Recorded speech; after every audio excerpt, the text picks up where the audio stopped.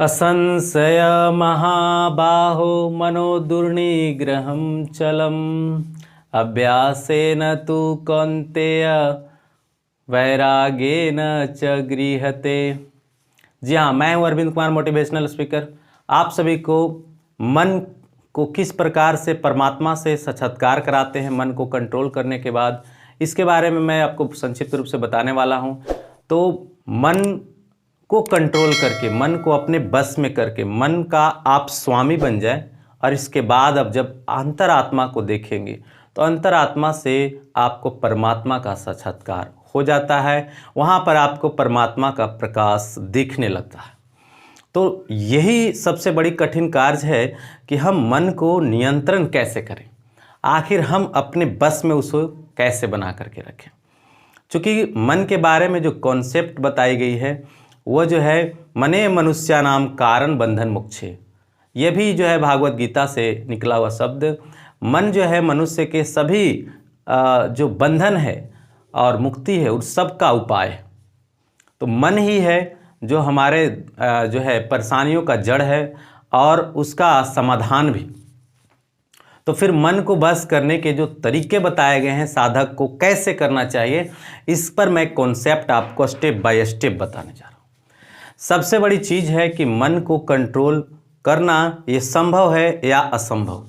कई लोगों के हिसाब से, सामान्य दृष्टिकोण से जब लोग देखते हैं तो इसे लोग कह देते हैं कि यह असंभव है।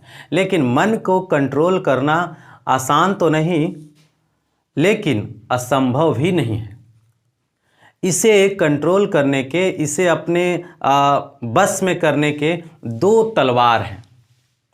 पहला जो तलवार है वो अभ्यास की तलवार, और दूसरा जो तलवार है वो वैराग्य की तलवार। अब अभ्यास का तलवार और वैराग्य की तलवार जब हम इस मन पर चलाते हैं तब यह मन हमारा बात मानने लग जाता है, मन को सच्चाई का पता चल जाता है और इसके बाद वह हमारा फॉलोअर बन जाता है। हम उसके मालिक बन जाते हैं, हम उसके बॉस बन जाते हैं, हमारा शरीर उसका बॉस बन जाता है और तब वो हमारा बिल्कुल जैसे कहते हैं वैसे ही मानने लगता है। जिस रास्ते पर हम जाना चाहते हैं उसी रास्ते पर वो लेकर के फिर चल देता है। तो ये इंटरेस्टिंग सा बात जो है, अब समझिए कैसे। तो आइए एग्जाम्पल लेते हैं। हमारा जो शरीर है ना वो एक रथ की भांति है। अब रथ को चलाने वाला जो सारथी है, सारथी जो रथ को हाँकता है, घोड़ों को मारता है, वह मन है। और वो जो घोड़े हैं, 5 घोड़े मन के लिए ज्ञानेंद्रियाँ, जो हमारे शरीर में 5 ज्ञानेंद्रियाँ हैं, आँख, नाक, कान, जीभ, त्वचा, ये उसी तरीके से घोड़े के रूप में वहाँ पर सारथी को घोड़ा के रूप में। अब वो जो इधर से उधर तो देखेंगे, घींचा तीरी तो करेंगे ही, लेकिन सारथी चाहे तो उसे बस में कर सकता है।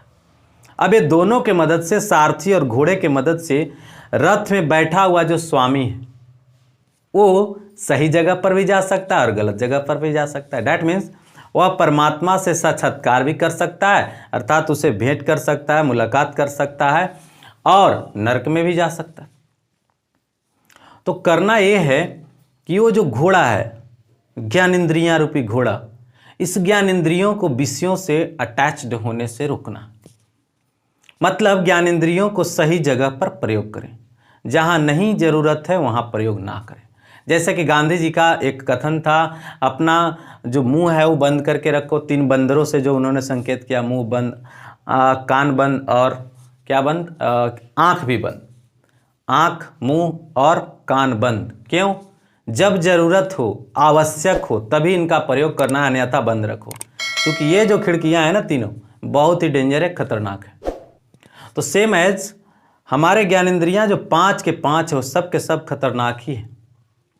वे जैसे ही विषयों की ओर देखेंगे, ध्यान देंगे, तो उधर आकर्षित हो ही जाएंगे। अतः विषयों की तरफ, भोग विलास के तरफ, मोह माया के तरफ न जाने दें। इसके लिए अभ्यास करना आवश्यक है। तो अभ्यास कैसे की जाती है और अभ्यास के बल से कैसे मानेगा ये मन? तो आइए एक एग्जाम्पल से फिर से एक समझते हैं। इसके लिए हम एक घोड़े का एग्जाम्पल लेते हैं। वह जो घोड़ा जो अब रेडी है, उसकी उम्र हो गई है करीब करीब, अब उस पर राइडिंग किया जा सकता है, घुड़सवार सवारी कर सकता है, उसका काम सैनिक लोग ले सकते हैं।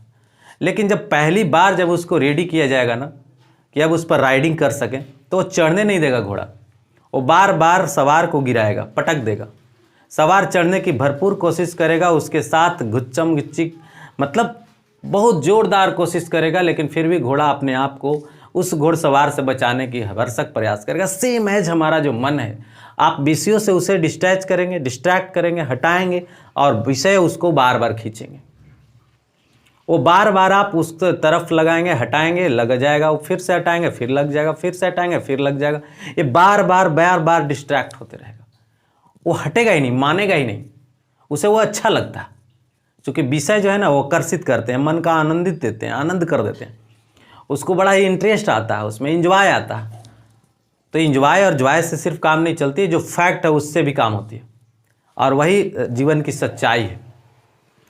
ठीक है, तो इस प्रकार से फाइनली हम ये स्पष्ट हो पाते हैं कि मन जो है वह अभ्यास के द्वारा, जैसे घोड़े को अभ्यास के द्वारा अंततः वो जो घुड़सवार है आखिर वो राइडिंग कर ही लेता है, सेम एज हमारा जो मन है, अगर हम बार बार उसको विषयों से डिस्ट्रैक्ट करेंगे और सही जगह पर सही प्लेस पर लगाएंगे, है ना, उसको हम परमात्मा में लगाने की बार बार प्रयास करेंगे, सही कर्मों में लगाने का प्रयास करेंगे, सत्कर्मों में और धर्मों में लगाने का प्रयास करेंगे, तो यह काम जो है सब बिल्कुल सरल हो जाएगा, आसानी से हो जाएगा और हम सफल भी हो जाएंगे।